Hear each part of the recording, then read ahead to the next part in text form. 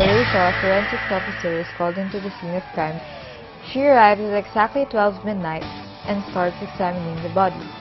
She found the victim's body temperature to be 30 degrees Celsius. The room's temperature is kept constant at 20 degrees Celsius. At 12:30 a.m., Felicia took the victim's body temperature again and got 28 degrees Celsius. After all this, she and her team tracked 3 suspects for the murder case.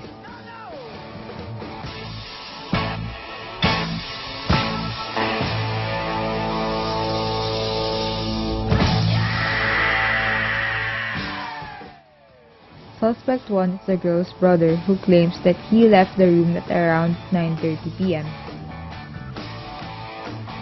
Suspect 2 is the girl's boyfriend. He claims that he arrived at the victim's house at around 10 p.m. and left at around 11 p.m.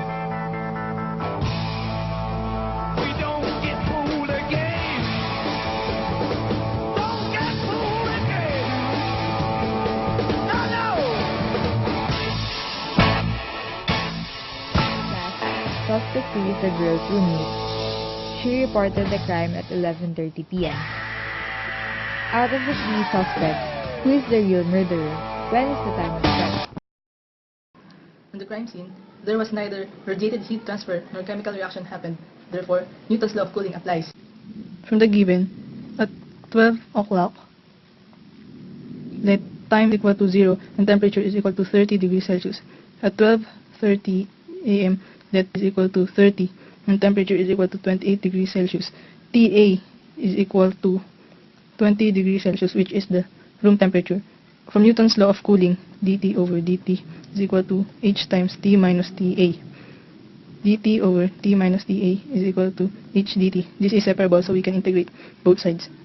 ln of t minus ta is equal to ht plus the constant c. Let us eliminate ln. So t minus ta is equal to e to the ht plus c. Let's make this c1. t is equal to ta plus c1 e to the ht. So this is our equation. At 12 o'clock, 30 is equal to 20 plus C1 e to the h times 0. So 10 is equal to C1. T is equal to 20 plus 10 e to the ht.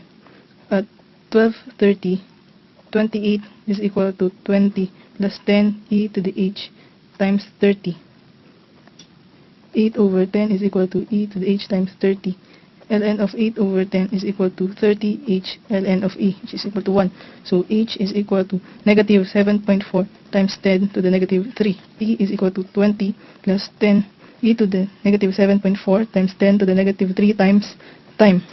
The normal body temperature of a person is 37 degrees Celsius. So 37 minus 20 is equal to 10 e to the negative 7.4 times 10 to the negative 3 times time. 17 over 10 is equal to e to the negative 7.4 times 10 to the negative 3 times time. ln of 17 over 10 is equal to negative 7.4 times 10 to the negative 3 times time. ln of e, which is equal to 1. So t is equal to negative 71.32. The unit is in minutes. So the victim died 71.32 minutes ago when the body was found. This is also equal to 1 hour and 12 minutes.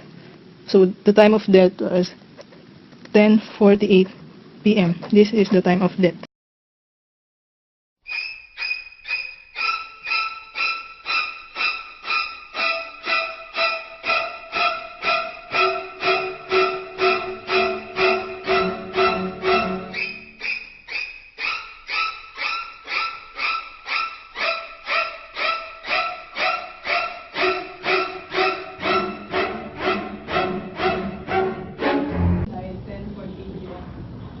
Seen in the CCTV camera, her boyfriend entered her condominium at around 10 o'clock and left the condominium at around 11 o'clock.